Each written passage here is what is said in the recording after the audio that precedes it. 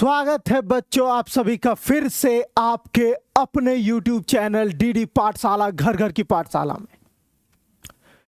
तो हम लोगों ने most expected question for your exam class 12th JAC board and CBSE board आप लोगों का पार्ट 1 मैंने अपलोड कर दिया था और ये आज जो होने वाला है ये मोस्ट एक्सपेक्टेड क्वेश्चंस का पार्ट 2 होगा।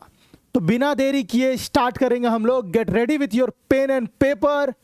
बिल्कुल ध्यान से पढ़ेंगे बच्चों आप लोग, क्योंकि ये जो क्वेश्चन मैंने आप लोगों के लिए बनाया है ना, आप देख लेना।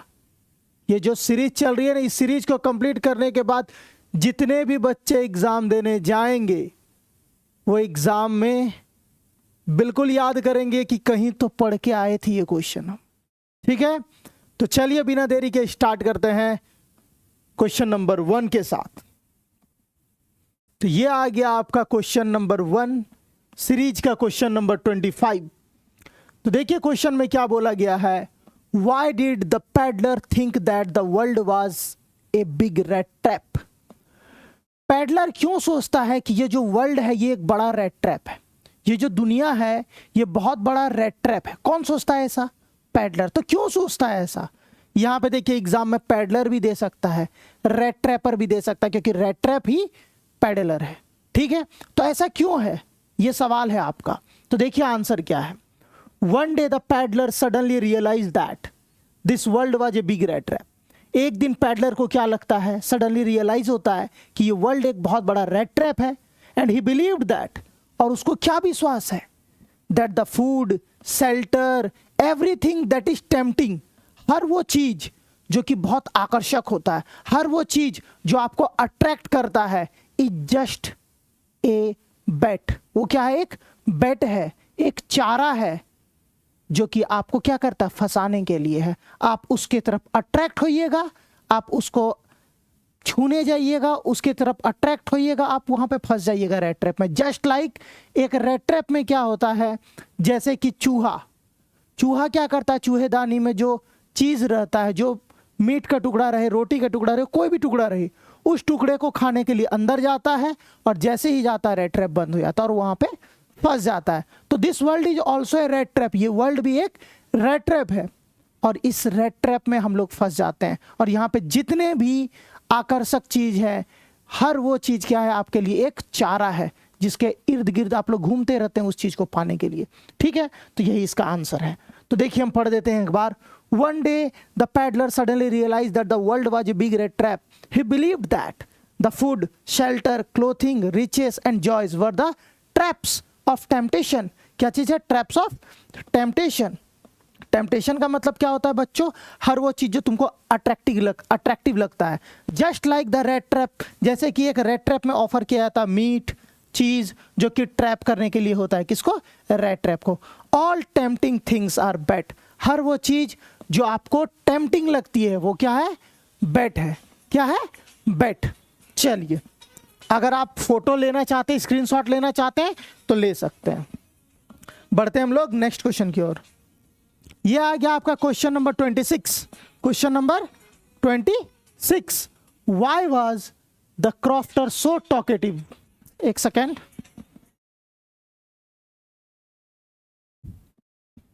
Why was the crofter so talkative and friendly with the peddler? देखिए जो क्रॉफ्टर था वो इतना ज्यादा फ्रेंडली क्यों था, इतना ज्यादा टॉकेटिव क्यों था? टॉकेटिव का मतलब होता है बातूनी, जो बहुत ज्यादा बातचीत करता। इतना फ्रेंडली नेचर उसका कैसे था? How? The reason behind is that कि जो क्रॉफ्टर था उसके लाइफ में कोई भी इंसान नहीं था विथ हुम वो अपने फीलिंग्स को एक्सप्रेस कर सके, अपने बातचीत को एक्सप्रेस कर सके। उसकी वाइफ नहीं थी, उसके बच्चे नहीं थे, वो एक छोटे से घर में अकेला रहता था।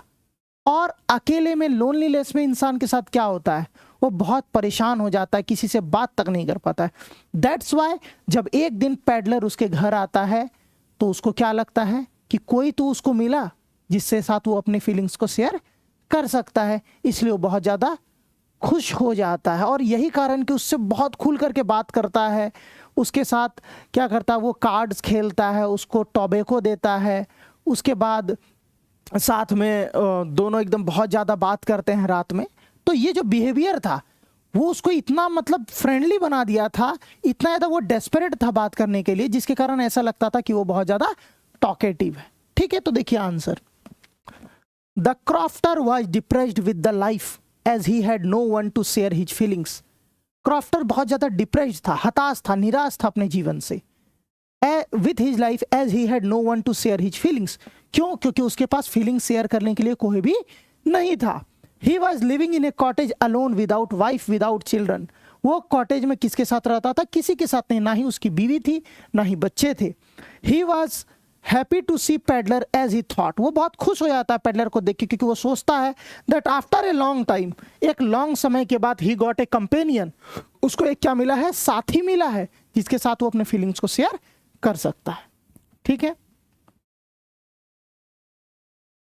बोलिए इसमें कोई दिक्कत है? तो बढ़ते हैं हम लोग नेक्स्ट क्वेश्चन की ओर। क्वेश्चन नंबर 27 देखिए, what brought the change in peddlers life. Peddler के लाइफ में क्या ऐसा होता है जिसके कारण उसके लाइफ में बहुत ज़्यादा चेंज हो जाता है, उसका लाइफ बिल्कुल बदल जाता है? हाउ, क्या ऐसा इंसिडेंट हो जाता है?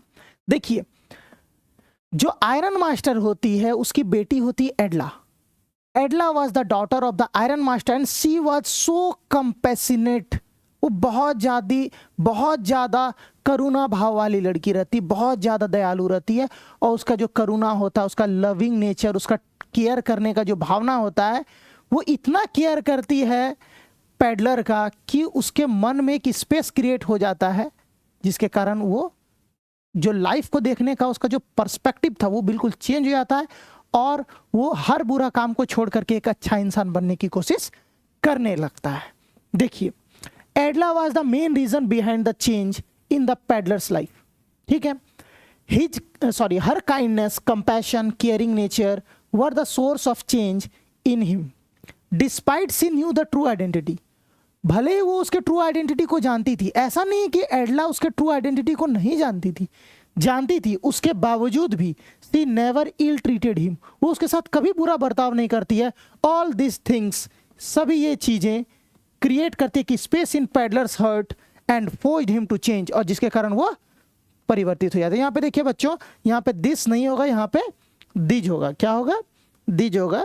यहाँ पे मिस्टेक है, THES, दिज होगा, क्योंकि not only one thing, there are various things, there are many things, जिसके कारण वो बदला है। तो वहाँ पे दिस नहीं होकर के क्या होगा? दिज होगा। तो अगर आप लोगों को इसका स्क्रीनशॉट लेना है तो आप ले सकते हैं। ठीक है, बढ़ते हैं हम लोग नेक्स्ट क्वेश्चन की ओर। तो ये आ गया आपका question number 28। Why did the peddler decline the invitation of iron master. ठीक है, तो आयरन मास्टर का जो इनविटेशन होता है वो क्यों डिक्लाइन कर देता है? डिक्लाइन करने का मतलब क्या होता है? मना करना। क्यों मना कर देता है? जब उसको आयरन मास्टर बोलता है कि चलो तुम मेरे घर चलो, तो वो क्यों मना करता? What was the reason behind that? देखिए, जो रेड ट्रैपर होता है, जो रेड ट्रैपर होता है वो क्या करके आता है? क्रॉफ्टर के पैसे चुरा करके आया था। He had stolen the money of crofter. कितना पैसा चुराया था? 30 क्रूनूर्स। एक एग्जाम में आएगा, आप लोग का याद रखिएगा, ये जो क्रूनूर्स होता है ना बच्चों, क्रूनूर्स कहाँ की करेंसी है? स्वीडन की। कहाँ की है? स्वीडन की। और वो कितना पैसा चोरी किया था? 30 क्रूनूर्स। ठीक है, तो वो क्या करता? 30 क्रूनूर्स पैसा चुरा करके आया था। वो बस इसलिए आया था कि वो बस किसी तरह करके रात को वहां पे गुजार ले। बट आयरन मास्टर कंफ्यूज हो जाता है। ही थॉट दैट कि वो उसका दोस्त नील ऑल्फ है, जो कि उसका पुराना रेजिमेंट का साथी था। तो इसलिए वो उसको बोलता है कि चलो तुम मेरे साथ चलो, मेरे घर में रहोगे आज। हमको पता है तुम्हारे साथ बहुत सारा चीजें खराब हुई, लेकिन तुम चलो मेरे साथ। तो क्या वो रिप्लाई क्या करता है? उसको लगता है अगर हम वहां पे गए तो ये जो पैसा है ये तो मेरे से छीनेगा ही छीनेगा, और दूसरा बात, अगर मेरा आइडेंटिटी पता चल गया उसको, तो मे बी हमको पुलिस के हवाले भी कर दिया जाएगा। This was the reason behind that कि वो उसके इनविटेशन को डिक्लाइन कर देता है, इनविटेशन को रिफ्यूज कर देता है। देखिए answer, the iron master mistook the peddler as his old regiment friend. तो वो मिस्टेक से उसको क्या समझ लेता है कि वो ओल्ड रेजिमेंटल फ्रेंड है उसका, उसके रेजिमेंट में काम करता था। Due to his current appearance, उसका जो अभी का वेशभूषा है, उसका दाढ़ी वाड़ी बढ़ा हुआ है, पूरा गंदा कपड़ा पहना हुआ है, तो उसके अभी के अपीयरेंस के अकॉर्डिंग से उसको मिस जज कर लेता है। But the peddler decline to go with him because he had stolen crofter's money and if the iron master somehow learned, अगर किसी तरह करके आयरन मास्टर को यह बात पता चल जाता उसका ट्रू आइडेंटिटी के बारे में, he would be sent to jail, तो उसको कहाँ भेज दिया जाता? जेल भेज दिया जाता। तो इसीलिए वो क्या करता है? रिक्वेस्ट को कैंसिल कर देता है। चलिए, जिनको जिनको स्क्रीनशॉट ले रहे हैं ले सकते हैं। चलिए क्वेश्चन नंबर 29। वैसे अगर आप लोग को कोई भी दिक्कत हो, आपको अगर पीडीएफ की भी दरकार हो तो आप कांटेक्ट कर सकते हैं, आप लोग को पीडीएफ दे दिया जाएगा विदाउट एनी कॉस्ट। ठीक है, चलिए। How did the peddler defend himself in front of the iron master for not revealing his true identity? जो पेडलर होता है अपने आप को कैसे डिफेंड करता है? डिफेंड करना मतलब होता है कैसे बचाता है। कैसे बचाता है पेडलर अपने आप को जब उसका ट्रू आइडेंटिटी पता चल जाता है आयरन मास्टर को? हाउ? तो देखो क्या होता है। तो जो पेडलर है वो क्या बोलता है? That I have never said you, मैंने आपको कभी नहीं कहा कि मैं क्या हूं, आपका दोस्त हूं। आपने अपने से खुद समझ लिया कि मैं आपका दोस्त हूं, मैंने तो कभी कहा नहीं था। और वैसे भी जो हुआ वो तो हो चुका है, मैंने आपका कोई भी नुकसान नहीं किया है, आपके कुछ सामान नहीं चुराए हैं, तो बेहतर होगा कि आप मुझे जाने दे दो। ऐसा वो बोलता है, क्योंकि मैं तो बस चाहता था कि वहां पे मेरा किसी तरह रात कट जाए, मैं आपके घर नहीं आना चाहता था, बट आपने जिद किया जिसके कारण मुझे वहां पे आना पड़ा आपके घर। ठीक है, देखिए, the peddler said that he had never pretended to be someone other than a rat trapper. तो पेडलर क्या बोलता है? वो कभी भी प्रिटेंड नहीं किया। प्रिटेंड का मतलब क्या होता है बाबू? प्रिटेंड का मतलब होता है दिखावा करना। वो कभी भी ये नहीं दिखावा किया कि वो कोई और है देन ए रेट रैपर। वो तो कभी नहीं बोला था कि हम कोई और है। He had refuse to come and decline to come to manor's house. Manor का हाउस का मतलब क्या होता है? आयरन मास्टर का घर। तो when he was threatened by the iron master, जब उसको डराया गया, धमकाया गया आयरन मास्टर के द्वारा, तब वो क्या बोलता है कि देन ही रिवील्ड दैट, वो उजागर करता, रिवील करता मतलब क्या होता है? डिस्क्लोज करना किसी मैटर को। That he had never said that he was his old acquaintance, कि वो उसका पुराना परिचित है। एक्विंटेंस का मतलब क्या होता है? The person whom you known to, जिसको आप जानते हैं, वो एक्विंटेंस होता। तो हम कब बोले थे कि हम आपके परिचय का है? It was all your fault, ये सब आपकी गलती है, मैंने कभी नहीं बोला था। तो ये अपने आप को डिफेंड करने के लिए बोलता है। ठीक है, बढ़ते हैं नेक्स्ट क्वेश्चन। देखिए question number 30। What was the content of letter written to Edla by the peddler? देखिए, जो पेडलर होता है at the end of the story वो क्या करता है? एक लेटर लिखता है एडला को। क्या रहता है उस लेटर का कंटेंट? क्या होता है कंटेंट का मतलब? क्या होता है उसमें क्या डाला गया था, उसमें क्या क्या था लिखा हुआ, और भी कुछ था। तो याद रखिएगा 30 क्रूनूर्स मनी उसमें डाला गया था, और क्या था? क्रॉफ्टर के घर का एड्रेस डाला गया था। याद रखिएगा सब पॉइंट। 30 क्रूनूर्स मनी, क्रॉफ्टर के घर का address and A thank you later, और एक थैंक यू लेटर डाला गया था एडला के लिए। उसमें लिखा था थैंक यू एडला, कि उसने बहुत ज़्यादा उसका ख्याल रखा था, बहुत ज़्यादा टेक केयर किया था, और वो नहीं चाहता था कि मेरे कारण जो एडला है उसको किसी भी तरह का पछतावा हो उसके फादर के पर्सपेक्टिव में, क्योंकि उसके फादर नहीं चाहते थे कि वो वहाँ पे रहे। तो वो लास्ट में एक रेड ट्रैप रहता है, और रेड ट्रैप में एक इन्वेलप में, लेटर वाला इन्वेलप में डाल करके वो सारा कुछ को छोड़ देता है। तो यही उस कंटेंट था, उसमें कंटेंट डाला गया था। The packet content A red trap. Packet में क्या था? एक रेड ट्रैप था, एक चूहादानी था, और एक गिफ्ट था एडला के लिए। There was a letter and a 30 kronor money. एक लेटर था और 30 क्रूनूर्स मनी था।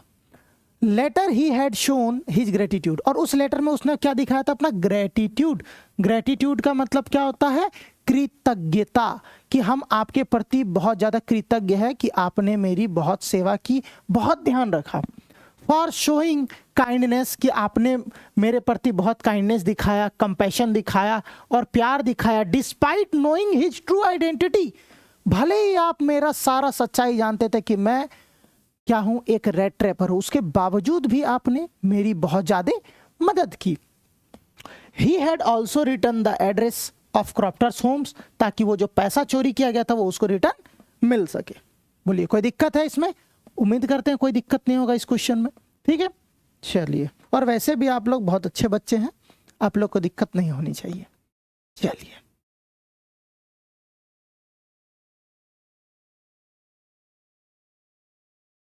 ये देखिए, ये आ गया आपके चैप्टर इंडिगो से क्वेश्चन। Why do you think Gandhi ji considered the Champaran episode to be the turning point of his life? Champaran episode जो हुआ था 1917 इंडिगो, याद है ना? हिस्ट्री में भी आप लोग पढ़े होंगे, लेकिन इंग्लिश में बहुत डिटेल से दिया, और ये one of the best chapter है आपके इंग्लिश बुक का, इंडिगो, बहुत डिटेल में दिया गया। तो बताया जा रहा है कि चंपारण एपिसोड जो हुआ था उसमें ऐसा क्या हुआ था कि गांधी जी इसको कंसीडर करते हैं कि एक लाइफ का टर्निंग पॉइंट था ये, ठीक है? तो देखिए, the Champaran began as an attempt to evacuate and put out the people of Champaran from their suffering. ये जो चंपारण मूवमेंट स्टार्ट किए थे, वो क्यों स्टार्ट किए थे? इवैक्यूएट करने के लिए, मतलब बाहर निकालने के लिए, पुट आउट करने के लिए लोगों को, क्या चीज से? उसके सफरिंग से, उसके दुख तकलीफों से। This movement is a loud declaration that Gandhi ji and the people of Champaran could not be commanded by the British. और इस मूवमेंट के थ्रू क्या करते हैं गांधी जी? एक घोषणा करते हैं, एक डिक्लेरेशन करते हैं, आवाहन बोलते हैं कि आप कोई नहीं होते हैं, ब्रिटिशर को बोल रहे हैं, you are no one who can command us. तुम लोग कोई नहीं हो जिसको, जो आप हमको कमांड कर सकते हैं। ना ही चंपारण के लोगों को आप आदेश दे सकते हैं, ना ही मुझे आदेश दे सकते हैं। This movement taught the people courage. ये जो मूवमेंट था, ये लोगों को क्या सिखाया? करेज सिखाया, और लड़ना सिखाया फॉर देयर ओन राइट, अपने अधिकारों के लिए। And question the British authority. और इस मूवमेंट के बाद लोगों के अंदर इतना करेज आ गया so that they can question British authority for any type of discrimination against them, ठीक है? Non cooperation is the new tool to fight. और नॉन कॉपरेशन को उन्होंने क्या बनाया? एक नया टूल बनाया जिससे वो क्या कर सकते हैं? फाइट कर सकते हैं इसके साथ असहयोग करके। मतलब हम आपका सपोर्ट नहीं करेंगे अगर आप लोग हमारे साथ भेदभाव कीजिएगा, हमारे साथ एक्सप्लॉइटेशन कीजिएगा, प्रताड़ित कीजिएगा हमें, तो हम लोग ऐसा नहीं करेंगे। तो ये जितना भी कुछ हुआ, ये पूरा उसके गांधी जी के पूरा लाइफ इस मूवमेंट के बाद बदल जाता है। That's why Gandhi ji considered this movement as the turning point of his life, ठीक है? देखिए next question, why did the servant of Rajkumar Shukla consider Gandhi ji to be the another peasant? देखिए,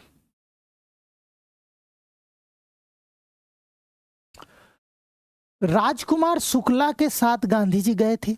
कहाँ गए थे गांधी जी राजकुमार शुक्ला के साथ? राजेंद्र प्रसाद के घर गए थे। तो Gandhi ji and Rajkumar Shukla accompanied together to meet Rajendra Prasad and get some information about the indigo case. तो इसलिए वो लोग गए थे, बट वहां पे जो उसका सर्वेंट होता है ना, उसको क्या लगता है कि राजकुमार शुक्ला हमेशा क्या करता है? राजेंद्र प्रसाद को परेशान करने आता है, पेस्टर करने के लिए आता है। तो वो सोचता है गांधी जी भी उसी के साथ आए हैं, और गांधी जी का जो अपीयरेंस है, अपीयरेंस का मतलब क्या? उसका पहनावा, उसका अटायर, वो भी किसके जैसा था? सिंपल एक पीजेंट के जैसा था। तो वो उसको मिसजज कर लेता है, और उसको क्या लगता है कि गांधी जी भी क्या है? एक पीजेंट है, क्योंकि वो राजकुमार शुक्ला के साथ आए थे, ठीक है? तो the servant knew Rajkumar Shukla as a poor peasant, जो कि पेस्टर करता था राजेंद्र प्रसाद को अपने इंडिगो केस को लेकर के। सिंस गांधी जी एकम्पेन्ड राजकुमार शुक्ला, और ड्रेस किए थे अपने आप को एकदम सिंपल, अटायर, अटायर का मतलब पहनावा, clothes. This created a confusion in servants mind, कि वो गांधी जी भी वो क्या है? एक गरीब किसान है, ठीक है? तो ये क्वेश्चन बहुत आसान था, आसान से सब लोगों को समझ में भी आ गया होगा। बढ़ते हम लोग नेक्स्ट क्वेश्चन की ओर। देखिए, why did Gandhi ji agree to go with Rajkumar Shukla but earlier he refused? Gandhi ji क्यों एग्री कर देते हैं राजकुमार शुक्ला के साथ जाने के लिए, बट वो पहले क्या किए थे? रिफ्यूज कर दिए थे जाने के लिए। तो देखो क्या होता है बाबू, 1915 में गांधी जी भारत विजिट करते हैं फर्स्ट टाइम, और उसके बाद क्या होता है? लखनऊ में एक मीटिंग चल रहा होता है 1916 में। कब? 1916 लखनऊ, याद रखिएगा। यहीं पे गांधी जी से फर्स्ट बार राजकुमार शुक्ला मिले थे। तो 1916 में लखनऊ सेशन में, कांग्रेस का हर साल न्यू सेशन होता था, हर बार अलग अलग जगह पे। तो गांधी जी से मिलने गए वो अपने केस को लेकर के, कि हाँ ऐसा ऐसा मैटर है, लैंडलॉर्ड जो हम लोग से जोर जबरदस्ती करके क्या कर रहा है? इंडिगो कल्टीवेट करवा रहा है, ग्रो करवा रहा है। तो वो जब जाते हैं तो उसको पहली बार गांधी जी मना कर देते हैं, रिफ्यूज कर देते हैं। क्यों? गांधी जी बोलते हैं I don't have enough time, क्योंकि हमको बहुत ज़्यादा अलग अलग जगहों पे विजिट करना पड़ेगा मीटिंग के लिए। लेकिन राजकुमार शुक्ला एक रिजोल्यूट आदमी था। कैसा आदमी था? रिजोल्यूट, दृढ़ निश्चय करने वाला, जिद्दी आदमी था, और फुल डिटर्मिनेशन के साथ वो बोलता है, जैसे बोलते हैं ना बिहार में मांझी द माउंटेन मैन क्या बोलता था, जब तक तोड़ेंगे नहीं तब तक छोड़ेंगे नहीं। तो वैसे राजकुमार शुक्ला भी बोलता है कि जब तक गांधी जी को लेकर के हम नहीं जाएंगे ना, तब तक हम घर ही नहीं जाएंगे। तो ये क्या करता है, गांधी जी जहां जहां जाते हैं गांधी जी के साथ साथ ये उसको फॉलो करता है, और इतना फॉलो करता है, हफ्तों तक फॉलो करता है। तो गांधी जी इसका कंसिस्टेंसी और इसके डिटर्मिनेशन को देख करके इम्प्रेस्ड हो जाते हैं। तो Gandhi ji got impressed by the determination and consistency of Rajkumar Shukla, और वो एग्री कर देते हैं, ठीक है हम तुमको टाइम दे देंगे, हम तुम्हारे साथ चलेंगे, और वो उनको कोलकाता से साथ में लेकर के चले जाता है। देखिए, तो Rajkumar Shukla was an illiterate peasant. Rajkumar Shukla कैसा एक पीजेंट था? इलिटरेट था, मतलब अनपढ़, अशिक्षित, बट रिजोल्यूट था, दृढ़ निश्चय वाला था। When Gandhi ji refuse to go with him to Champaran, he followed him for weeks. Wait किया उनका हॉन्चेस पे, मतलब हॉन्चेस का मतलब क्या होता है? ऐसे बैठ करके इंतजार करना। When everywhere Gandhi ji visited, जहाँ जहाँ गांधी जी जाते थे साथ ही साथ जाता था। गांधी जी इंप्रेस्ड हो गए उसके कंसिस्टेंसी से, उसके डिटर्मिनेशन से, उसके पेशेंस से, और गांधी जी एग्री कर देते हैं कि हम तुम्हारे साथ जाएंगे, बिल्कुल, अब भाई तुम छोड़ दो मेरा पीछा, हम तुम्हारे साथ जाएंगे। Next, why did Gandhi ji agree to the settlement only 25% refund to the peasant. देखिए, ये क्या बोला जा रहा है? गांधी जी एग्री कर देते हैं 25% रिफंड के लिए। किससे? जो बिग प्लांटर्स लोग जो थे, जो लैंडलॉर्ड लोग जो थे, ये लोग से जोर जबरदस्ती कल्टीवेशन करवाते थे। और क्या हुआ था, सीन बताते हैं आप लोग को। देखिए, यहाँ पे इतना बड़ा आंसर तो नहीं लिखा हुआ है, लेकिन आपको कहानी बताते हैं, सो दैट आप लोग को क्लैरिटी के साथ समझ में आया। सुनिए, तो बिग प्लांटर्स और लैंडलॉर्ड लोग क्या किए थे, उन लोग को पता चल गया था कि जर्मनी जो है वो सिंथेटिक इंडिगो बना चुका है। तो जर्मनी सिंथेटिक इंडिगो बना लिया है, तो नेचुरल इंडिगो का ऑटोमेटिक वैल्यू घट जाएगा, क्योंकि महंगा था नेचुरल इंडिगो। तो वो लोग क्या करते हैं, ये लोग को झूठ बोल देते हैं कि तुम लोग एक काम करो, तुम लोग ये डॉक्यूमेंट साइन कर दो, तुम लोग को इंडिगो वाला कल्टीवेशन नहीं करना पड़ेगा, नहीं उगाना पड़ेगा। वो लोग खुशी खुशी साइन कर देता है, लेकिन उन लोगों को पता नहीं रहता। वो बोलता है आपको एज ए रेंट कुछ देना पड़ेगा। तो बोला था ठीक है, एग्री कर देता है। लेकिन ये लोग सिर्फ झूठ बोला था। और ये लोग से बाद में जब मूवमेंट चलता है, तो गांधी जी भी वहाँ पे रहते हैं। तो ये लोग बोलता है क्या कि ठीक है, हम लोग अपना गलती एक्सेप्ट करते हैं, हम आपको रिफंड कर देंगे। तो गांधी जी बोलते हैं ठीक है, रिफंड कर दो। तो गांधी जी को वो लोग पूछता है कितना रिफंड करना, तो गांधी जी खुद ब खुद बोल देते हैं कि 50% रिफंड करना। तो होता है ना किसी किसी का आदत की, कपड़ा का दाम 100 टका है, अगर बोल दिया दुकानदार 80 टका, तो नहीं हम 20 टका देंगे। तो वही वाला सीन है। तो जितना भी प्लांटर्स लोग था, बिग प्लांटर्स, वो बोलता है नहीं 25% हम दे पाएंगे। तो गांधी जी एग्री कर देते। तो what was the reason behind that? क्या कारण था इसके पीछे? क्योंकि गांधी जी के लिए money was not the main concern. Money जो है मेन मुद्दा नहीं था। मेन मुद्दा क्या था कि वो लोग अपना गलती को एक्सेप्ट किया, और वो लोग अपने प्रेस्टीज को गांधी जी के सामने नतमस्तक कर दिया, और वो एक्सेप्ट किया। यही सबसे बड़ा बात है कि जो आज तक अपनी गलती को एक्सेप्ट नहीं करते थे, फर्स्ट टाइम अपनी गलती को एक्सेप्ट किया और पैसा रिफंड किए। That's why money is not important for Gandhi ji that time. For Gandhi ji, money was less important than the landlord's surrender of prestige. Gandhi ji just wanted the landlord to accept their mistake by agreeing 25% refund. This incident taught that, ये incident क्या सिखाता है लोगों को कि चंपारण के लोगों को एक लेसन सिखाता है for fighting against the exploitation, कि आप एक्सप्लॉयटेशन के अगेंस्ट फाइट कर सकते हैं और जीत भी सकते हैं। नेक्स्ट, ये देखिए question number 35। What was the system of Indigo share cropping? Indigo share cropping का क्या सिस्टम था? इंडिगो से बहुत क्वेश्चन है बाबू, याद रखिएगा। इंडिगो शेयर क्रॉपिंग क्या था? देखिए, इंडिगो शेयर क्रॉपिंग में एक सिस्टम था, तिनकठिया सिस्टम। क्या था? तिनकठिया सिस्टम। तिनकठिया सिस्टम में क्या होता था, लैंड, मान लीजिए 1 बीघा में कितना लैंड होता है? 1 बीघा में 20 कट्ठा जमीन होता है। 20 कट्ठा में 3 कट्ठा, 20 कट्ठा में 3 कट्ठा, 20 कट्ठा में 3 कट्ठा में आपको क्या उगाना पड़ेगा? इंडिगो उगाना पड़ेगा। तो कितना परसेंट हो जाएगा बच्चों? देखिए तो 20 पंचे 100, 25 जब 100, मतलब 15%। तो मतलब 15% ऑफ लैंड में, 15% ऑफ लैंड में आप लोग को क्या उगाना होगा? इंडिगो उगाना होगा। देख रहे हैं ना, मेरा मैथ भी ठीक ठाक है, देख लीजिए आप लोग का भी अच्छा पता है। देखिए तो इंडिगो उगाना है 15% ऑफ लैंड में, और ये उन लोग को एज ए रेंट देना पड़ता था। तो Indian peasant from Champaran had to grow indigo in 15% of their land, और उसको सरेंडर करना पड़ता था लैंडलॉर्ड को। इस सिस्टम को हम लोग 3 कठिया सिस्टम बोलते थे। This system is very exploitative, ये बहुत ज़्यादा एक्सप्लॉयटेटिव नेचर का था, बहुत ज़्यादा प्रताड़ित होते थे उसमें इंडिगो के जितने भी शेयर क्रॉपर्स थे। और due to this indigo share cropping क्या होता था, उनका फर्टाइल लैंड जो अच्छा भूमि होता था, उपजाऊ जमीन होता था, वो दैट टर्न्ड इनटू बैरन, वो क्या चीज़ में बदल जाता था, क्या चीज़ में कन्वर्ट हो जाता था, तो बंजर भूमि में। ठीक है, तो ये बहुत बड़ा उन लोग का प्रॉब्लम था। Question number 36, what steps did Gandhi ji take to remove the social and cultural backwardness of Champaran? ये बहुत इंपॉर्टेंट क्वेश्चन है, बहुत बहुत बहुत very very important question. Gandhi ji क्या स्टेप्स लेते हैं? गांधी जी क्या स्टेप्स लेते हैं चंपारण के सोशल और इकोनॉमिक बैकवर्डनेस को रिमूव करने के, कल्चरल बैकवर्डनेस को रिमूव करने के लिए गांधी जी क्या क्या स्टेप्स लेते हैं, बताइए। देखिए, तो he had open 6 primary schools, 6 primary schools खुलवाते हैं और अरेंज करते हैं टीचर्स की वहाँ पे पढ़ाए।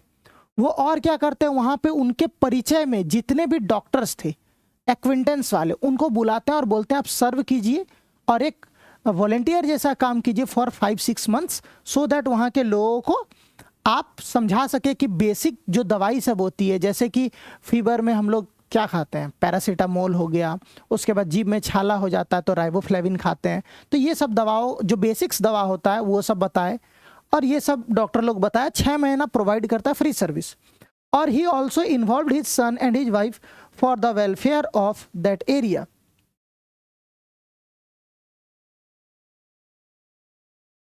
देखिए, वो अपने सन को अपनी वाइफ कस्तूरबा गांधी को भी इस सब मैटर में इन्वॉल्व करते हैं। क्यों? क्योंकि Kasturba Gandhi was a female, और फीमेल से बात करना पॉसिबल नहीं है हर एक मैटर पे। दैट्स वाई कस्तूरबा को इन्वॉल्व करते हैं। कस्तूरबा जो है महिलाओं के हाइजीन को लेकर के, उनके ड्रेसिंग को लेकर के, गंदे संदे में जो वो लोग रहते हैं, वो सब से रिलेटेड जितनी भी बातें थी वो कस्तूरबा करती थी। और कस्तूरबा उन लोग को सिखाती थी कि what is the importance of personal hygiene. ठीक है, उसके बाद वो सैनिटेशन का भी फैसिलिटी प्रोवाइड कराते हैं और अब साफ पैसा वैसा इन्वेस्ट करते हैं और वहाँ पे चंपारण का सीनेरियो पूरा बदल देते हैं। तो देखिए, he also involved his son and his wife for the welfare of that area. Kasturba Gandhi used to teach personal cleanliness to women and aware them about its importance. ठीक है, चलिए, ये क्वेश्चन बहुत बहुत वेरी वेरी इंपॉर्टेंट है, याद रखिएगा। ये 5 मार्क्स के लिए भी पूछा जा सकता है। वैसे तो 3 मार्क्स वाला क्वेश्चन सब है, बट ये क्वेश्चन 5 मार्क्स के लिए आप लोग को पूछा जा सकता है बच्चों। ठीक है, देखिए question number 37, why do you think Gandhi ji was not permitted to draw water from the well? ठीक है, गांधी जी को क्यों अलाउ नहीं किया गया था कि वो क्या करे, कुआं से पानी को निकाल ले? वाई? तो इन दैट टाइम, उस समय में क्या होता था बच्चों, लोग जो है ना वो सोशल डिस्क्रिमिनेशन करते थे on the basis of caste. Social discrimination on the basis of caste वो लोग करते थे, छुआछूत को मानते थे। अनटचेबिलिटी बहुत बड़ा उस समय एक हम लोग बोल सकते हैं सोशल एविल था। अनटचेबिलिटी क्या था? एक सोशल एविल था।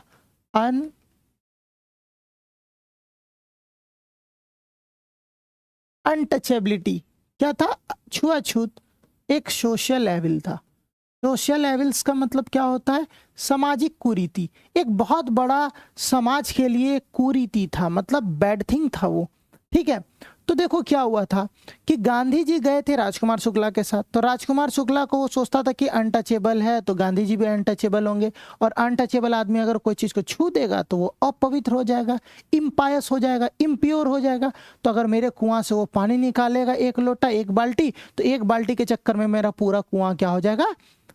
इम्प्योर हो जाएगा, पॉल्यूट हो जाएगा, दैट्स वाई वो रिफ्यूज कर देता है, पानी तुमको नहीं निकालना होगा। तो सिंस क्योंकि Gandhi ji accompanied Rajkumar Shukla who was a poor peasant, the servant was not confirmed that whether Gandhi ji was untouchable है या नहीं है, तो अलाउ नहीं करता है गांधी जी को, क्योंकि उसको लगता है कि एक बकेट के कारण पूरा उसका पानी कुआं का सारा बर्बाद हो जाएगा। ठीक है, क्वेश्चन नंबर 38 देखिए, why did Gandhi ji chide the lawyers, Gandhi ji lawyers को क्यों डांटते हैं? यहाँ पे जो लिखा हुआ है ना बाबू, इसका मतलब होता है scold, SCOLD। Gandhi ji lawyers को क्यों डांटते हैं? What according to Gandhi ji was the real relief for share croppers, share croppers के लिए रियल रिलीफ क्या है अकॉर्डिंग टू गांधी जी, और उन्होंने लॉयर्स को क्यों डांटा? देखिए सबसे पहले बताते हैं। तो गांधी जी स्कॉल्डेड और चीडेड, ठीक है, Gandhi ji scolded the lawyers because they are taking so much high fee, बहुत ज़्यादा हाई फी ले रहे थे वहाँ के गांव वाले लोगों के साथ, तो इसलिए गांधी जी उसको डांटते हैं कि एक तो ये लोग बेचारा पहले से गरीब है और आप लोग क्या कर रहे हैं, हाई फी इससे डिमांड कर रहे हैं। और इस रियल रिलीफ क्या था शेयर क्रॉपर्स के लिए? तो सबसे रियल रिलीफ था उनके लिए डर से बाहर आना। क्या चीज़ से? डर से बाहर आना और अपने बातों को रखने की हिम्मत लाना, वो ज़्यादा रियल रिलीफ था, क्योंकि कोर्ट में जाके कोई फायदा नहीं। ब्रिटिश का शासन है, ब्रिटिश का कोर्ट है, तो आपको कितना ही वैल्यू मिल जाएगा, है कि नहीं? ये तो वही वाला बात हो गया ना कि आप अगर किसी का मर्डर करके गए हैं और आपका चच्चा ही जज है, तो आप चच्चा से सेटिंग अगर कर लीजिएगा तो अलग बात है। देखिए यहाँ पे Gandhi ji cheated the lawyer for collecting high fee from the poor peasant of the Champaran. According to Gandhi ji, taking such cases to the court do not good for the fear-stricken people of Champaran. Taking them out of the fear would be the real relief for them. और उन लोगों के लिए, उन लोग को डर से बाहर निकालना ही रियल रिलीफ है। और देखिए हम तो बोल दिए मर्डर वर्डर की बात, बट बच्चों आप लोग को ऐसा कुछ नहीं करना है, क्योंकि वायलेंस से कोई फायदा नहीं होने वाला है। ठीक है, चलिए, what is the central theme of going places? ये जो गोइंग प्लेस चैप्टर है written by A.R. Barton, A.R. Barton. तो ये जो चैप्टर है going places written by A.R. Barton, इसके जो मेन कैरेक्टर जो है वो कौन थी? सोफी। ठीक है, ऐसे तो और भी बहुत सारा कैरेक्टर्स है, सोफी है, जेंसी है, डैनी कैसी है, उसका भाई डेरेक है, जियोफ है, बट यहाँ पे बात हो रहा है कि इसका थीम क्या है। तो देखो क्या है, गोइंग प्लेस में क्या दिखाया गया है? तो गोइंग प्लेस में दिखाया गया है कि कैसे when you are in the age of adolescence, जब तुम एज ऑफ एडोलसेंस में होते हो, तुम्हारे अंदर बहुत सारी फैंटेसीज होती है, बहुत सारी इच्छाएं होती है, एस्पिरेशंस होती है कि हम तो ये कर देंगे, हम तो वो कर देंगे, हम ऐसा कर देंगे, हम वैसा कर देंगे, बट जो ग्राउंड रियलिटी है वो डिफरेंट होता है। और हम लोग क्या करते हैं, कभी कभी डे ड्रीमिंग करने लगते हैं और उस चीज़ को पाने के लिए ऐसी ऐसी चीज़ें करते हैं that will sometime leads to disappointment, जिसके कारण हमें निराशा होती है। मान लीजिए अगर कोई चीज़ करने की इच्छा है, वो जब करेंगे तब ना करेंगे, उसके लिए पहले से सोच लेते हैं, एक्सपेक्टेशन बढ़ जाता है, और फिर बाद में हम लोग जब एक्सपेक्टेशन फुलफिल नहीं होता है तो निराश हो जाते हैं। तो जैसे ऐसे समझ लीजिए कि सपोज दैट आप एक्सपेक्ट कर रहे हैं 90% और आपके फैमिली वाले एक्सपेक्ट कर रहे हैं आपसे 90%, और आप पे कैपेसिटी है कि आप 70-80% ला सकते हो, तो क्या होगा? आपके गार्जियन का एक्सपेक्टेशन बढ़ा हुआ है, आपका नंबर अगर कम आ जाता है तो उनको डिसअपॉइंटमेंट होगा। तो क्योंकि उनको तो नहीं पता है ना कि आपने कितना पढ़ा है, नहीं पढ़ा है। दैट्स वाई हम हमेशा बोलते हैं बच्चों, एक्सपेक्टेशन लीड्स टू डिसअपॉइंटमेंट। ये एक्सपेक्टेशन अगर हाई रहेगी तो निराशा उतनी ज़्यादा होगा। तो जितना ज़्यादा लोगों से एक्सपेक्ट कम करोगे, उतना ही ज़्यादा कम हर्ट होगे। दैट्स वाई एक्सपेक्टेशन कम रखिए जीवन में। जो मिलना है वो मिल ही जाएगा, कहाँ आपका कोई लेके जाएगा। देखिए, तो इन गोइंग प्लेसेस एक कॉन्ट्रास्ट बिटवीन एडोलसेंट फैंटेसाइजिंग, क्या दिखाया गया? एक कॉन्ट्रास्ट दिखाया गया है, क्या चीज़ को लेकर के? एडोलसेंट फैंटेसाइजिंग में, और जो रियल लाइफ का जो हार्श रियलिटी वो दिखाया गया, दोनों के बीच में कॉन्ट्रास्ट। एक टीनेजर जिसका नाम है सोफी, उसको रिप्रेजेंट किया गया एक डे ड्रीमर गर्ल के रूप में। वो बहुत ज़्यादा सपना देखती है, और अनरियलिस्टिक फैंटेसी वो पाल लेती है अपने मन में कि कभी बोलती है हम मैनेजर बन जाएंगे, कभी बोलती है फैशन डिजाइनर बन जाएंगे, कभी बोलती है एक्ट्रेस बन जाएंगे, कभी बोलती है कैशियर बन जाएंगे, कुछ भी, कभी बोलती है बुटीक खोल देंगे। तो she used to live in an imaginary world, वो एक इमेजनरी वर्ल्ड में रहती है, अपना दुनिया में रहती है, और वो डेफिनेटली उसको एक दिन क्या देगा, डिसअपॉइंटमेंट मिलेगा, उससे निराशा होगी। तो ये इसका सेंट्रल थीम है कि आप लोग को बाबू ग्राउंड रियलिटी में रहिए, ठीक है, ज़्यादा हवा में मत उड़िए। हवा में उड़ने से क्या होगा, आप जमीन को पैर पे जितना रहिएगा उतने ज़्यादा मजबूती से आप खड़े रहिएगा, ठीक है। Question number 40, in what ways Jansie perspective towards life is different from that of Sophie. Jansie का जो पर्सपेक्टिव था लाइफ के टुवर्ड्स, जेंसी का जो लाइफ के प्रति जो पर्सपेक्टिव था वो सोफी के पर्सपेक्टिव से कैसे डिफरेंट था, हाउ। देखिए, तो जेंसी जो थी और सोफी जो थी, दोनों का आउटलुक जो था टुवर्ड्स लाइफ अलग अलग था। आउटलुक का मतलब क्या होता है बच्चों, नजरिया। क्या होता है, नजरिया, ठीक है। इसको हम लोग व्यू भी बोल सकते हैं, जीवन को देखने का उसका नजरिया, पर्सपेक्टिव। तो दोनों को जीवन को देखने का आउटलुक डिफरेंट था। जेंसी जो थी, जेंसी जो बच्ची थी वो बहुत ज़्यादा ग्राउंडेड लड़की थी, ज़मीन से जुड़ी हुई थी, प्रैक्टिकल थी, उसको पता था कि उसके इकोनॉमिक कंडीशन क्या है, वो अवेयर थी इन सब बातों से। लेकिन जो सोफी थी, सोफी एक डे ड्रीमर लड़की थी। क्या थी, एक डे ड्रीमर लड़की थी, और वो क्या करती थी, हमेशा डे ड्रीमिंग करती थी। वो उसको इस सब से कोई मतलब नहीं था, बस ऐसा ऐसा चीज़ सोचेगी जो कि हो सकता पॉसिबल है, नहीं है, कुछ भी सोच लेती है। जनरली देखो ऐसा नहीं करना चाहिए, लेकिन ये वैसा ही कर रही है। तो देखो यहाँ क्या है, Jansie and Sophie have different outlook towards the life. Jansie एक प्रैक्टिकल लड़की थी, ग्राउंडेड थी, डाउन टू अर्थ थी, अवेयर थी प्रैक्टिकलिटी ऑफ द लाइफ, जीवन की जो प्रैक्टिकलिटी है उससे वो अवगत थी। She knows the necessity of money to pursue big dreams, उसको पता था कि बड़े बड़े सपनों को पूरा करने के लिए पैसे कितने जरूरी हैं, ठीक है। जबकि जेंसी से वो बिल्कुल अपोजिट थी, जेंसी से बिल्कुल क्या थी, अपोजिट थी। Sophie was a day dreamer girl with a lots of desire और अनफुलफिल्ड एस्पायरेशंस था उसके साथ। She was not practical and does not want to accept the reality of life, और वो नहीं चाहती थी कि लाइफ का जो रियलिटी है उसको वो एक्सेप्ट करे, ठीक है। तो ये आपका क्वेश्चन नंबर 40। ये देखिए question number 41, in what ways are Sophie's dream based on fantasy rather than reality and how does it effect the life. ये बहुत इंपॉर्टेंट क्वेश्चन है बाबू, ये BBI में रखिएगा, ठीक है। तो किस तरीके से जो सोफी का जो सपना देखने का ये जो आदत था, फैंटेसी जो था, तो ये रियलिटी से कितना अलग था और ये उसके लाइफ को कैसे अफेक्ट कर रहा है। तो देखो सोफी का जो इमेजिनेशन था वो बेस्ड था, क्या चीज़ पे बेस्ड नहीं था, प्रैक्टिकलिटी ऑफ लाइफ पे बेस्ड बिल्कुल भी नहीं था। She dreams of opening A boutique, वो क्या चाहती थी, एक बुटीक खोलना चाहती थी। क्या खोलना चाहती थी, बुटीक। और वो चाहती थी, कभी बोलती थी एक्टर बनेंगे, कभी बोलती थी मैनेजर बनेंगे, कभी फैशन डिजाइनर बोलती थी, और वो चाहती थी हर एक चीज़ को वो अचीव कर ले। But is it possible, is it possible कि तुम हर एक चीज़ को अचीव कर लो? वो तभी अचीव हो सकता है जब आप एक्टर बनो। एक्टर बनोगे तो डॉक्टर भी बन जाओगे, एक्टर बनोगे तो पुलिस भी बन जाओगे, सब बन जाओगे। दैट्स वाई अगर ये सारा कुछ अचीव करना था तो बेहतर था वो एक्टर ही बन जाती। देखो सी ऑल्सो हैज ए क्रश, उसको एक क्रश भी है। क्या चीज पे, किस पे क्रश है उसका, डैनी कैसी। डैनी कैसी कौन था, आयरलैंड का फुटबॉलर था, यंग एकदम आयरलैंड का फुटबॉलर था।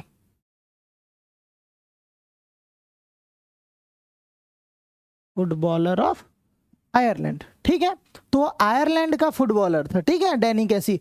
और वो क्या सोचती थी कि डैनी कैसी जो है ना वो मेरा क्रश है, डैनी कैसी भी हमको बहुत प्यार करता है, डैनी कैसी हमसे मिलने आएगा। मतलब अपना मन में एकदम ख्याली पुलाव बना लेती है, ठीक है। ऐसा नहीं करना, चाहे लड़के हो चाहे लड़कियां हो। इस टाइप का ख्याली पुलाव बनाने से कुछ नहीं होने वाला बच्चों। जिसे जब आना है वो तभी आएंगे, जिसे जब जाना है वो तभी जाएंगे। अपना मने में सोच लिया कि नहीं उठो तो ऐसा है, उठो तो वैसा है, वैसे कुछ नहीं होता है। तो she also has a crush on Danny Casey, और वो सोचती थी that he will also love him but it may not come true. अगर ये चीज सही नहीं होगा तो क्या होगा, she will have to face disappointment, उसको निराशा होगी, and her aspirations will remain unfulfilled, और इससे क्या होगी, उसकी बहुत सारी इच्छाएं जो है वो अनफुलफिल्ड रह जाएगी, उसे निराशा होगी। तो दैट्स वाई ऐसा कुछ मत सोचो जो कि पॉसिबल नहीं है, क्योंकि इसका परिणाम, इसके कंसिक्वेंसेस बहुत सारे होते हैं। आप लोग समझ सकते होंगे, आप किसी के लिए बहुत सारे सपने सजा लेते हैं, लेकिन जब वो सपने सच नहीं होते हैं ना बच्चों, बहुत तकलीफ होती है। ठीक है, चलिए यह आप लोग का आज का आखिरी क्वेश्चन था। ठीक है, तो उम्मीद करें कि आप लोग को बहुत अच्छे से ये लेक्चर समझ में आएगा, और ये बहुत बहुत इंपॉर्टेंट क्वेश्चंस है, और ये पार्ट 2 इस क्वेश्चन के साथ समाप्त हो जाता है। अगर आप लोग को PDF वगैरह की ज़रूरत होगी तो आप इस नंबर से कांटेक्ट कर सकते हैं, ये मेरा ही नंबर है। ठीक है, आप इस पे व्हाट्सअप कर सकते हैं। ठीक है, और एग्ज़ाम के लिए अच्छे से तैयारी पे लग जाएं। इकोनॉमिक्स है फर्स्ट में, तो इकोनॉमिक्स की तैयारी करें, बट याद रखिएगा इंग्लिश का एग्ज़ाम के लिए आप लोगों को गैप अच्छे से मिला है, लेकिन प्रिपेयर साथ ही साथ आप लोग करते रहेंगे। ठीक है, मिलते हैं नेक्स्ट क्लासेस में। धन्यवाद।